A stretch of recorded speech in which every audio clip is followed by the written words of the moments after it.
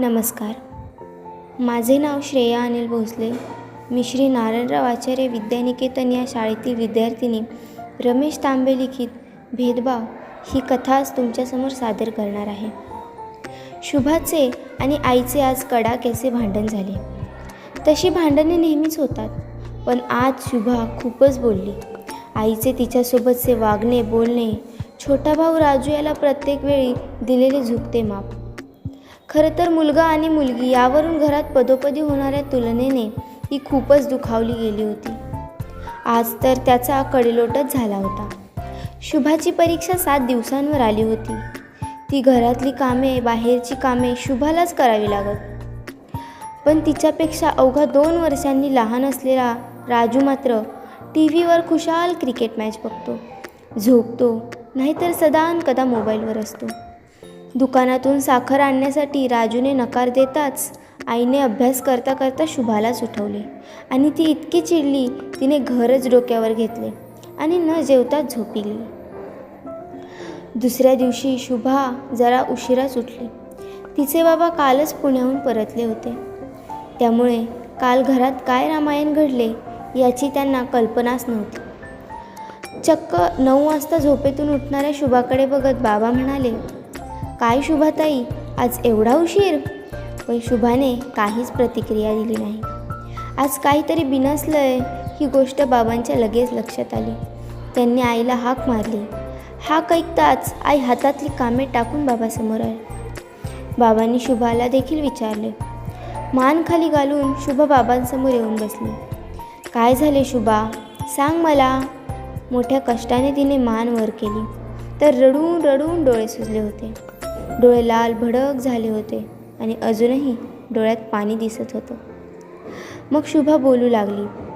"आपल्या घरात मुलगा मुलगी असा भेद केला जातो. माझी परीक्षा जवळ आली आहे आणि तरीही घरातली बाहेरची सगळी कामे मीच करायची. हा राजू मात्र घरात असूनही काही काम करणार नाही.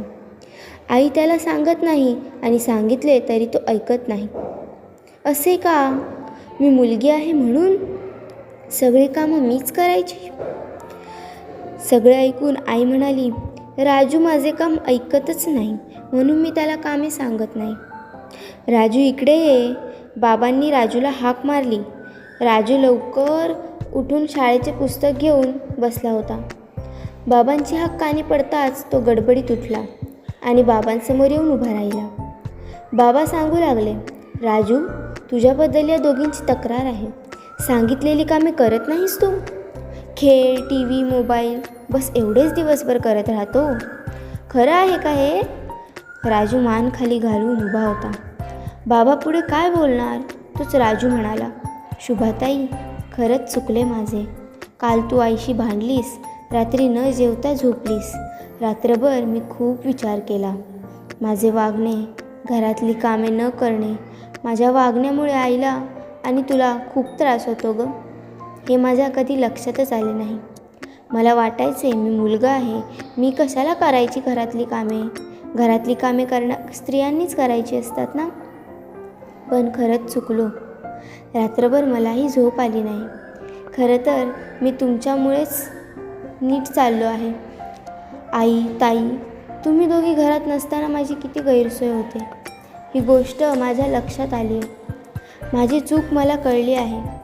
खरं तर खरंच सॉरी." राजूचे शब्द ऐकून शुभाची कळी खुलली.